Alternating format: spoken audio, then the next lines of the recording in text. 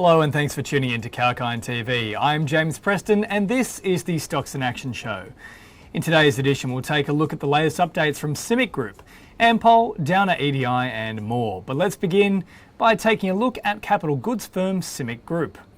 CIMIC Group informed on the 11th of October 2021 that its energy subsidiary, UGL, has been awarded contracts in the resources and utility sectors with a total revenue of 135 million Aussie dollars. Under the contracts, UGL will provide maintenance, projects and turnaround services for existing client, Viva Energy, in Victoria over a 2-year period.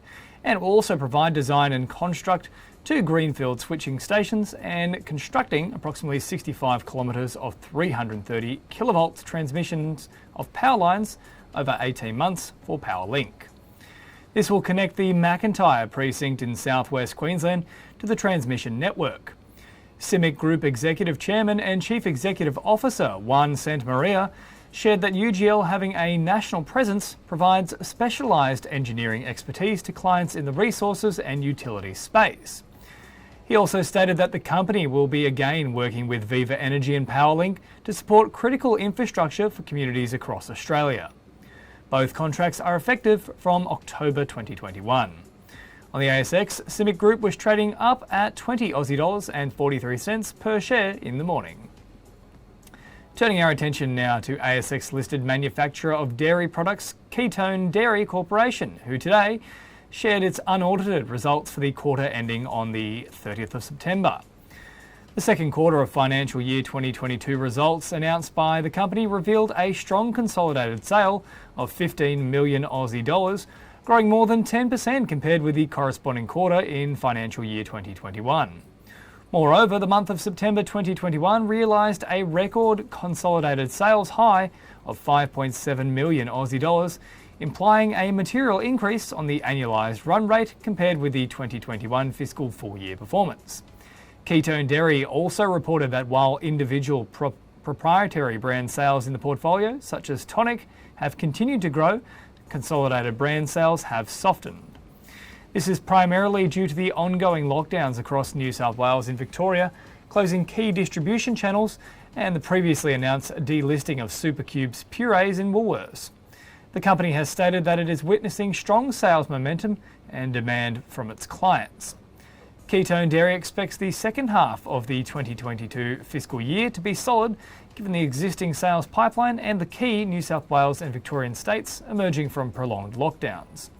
The company has also expressed confidence that the brand's business will bounce back strongly in the second half of the year, with the country beginning to reduce restrictions. Time now for a very short break before we take a look at more trending updates on the Stocks in Action show.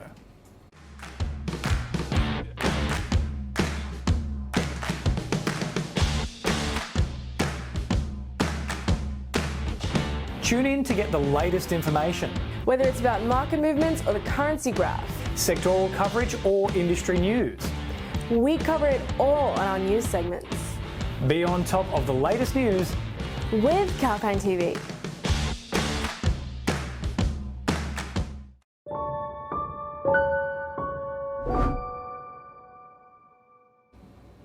Thanks for joining us on Kalkine TV, live from our studios in Sydney. I'm James Preston and this is the Stocks in Action show. Let's now turn our attention to petroleum company Ampol. Ampol has entered into a binding scheme implementation agreement proposing to acquire all the shares of Z Energy. Z Energy shareholders will receive a cash offer of $3 New Zealand dollars and 78 cents per share and a first interim dividend of 5 cents per share for the 2022 financial year, making an overall value of $3.83 per share. If the scheme for acquisition isn't implemented by March 31st, 2022, final cash consideration will be increased to reflect financial year 2023 performance to a maximum of 10 cents per share.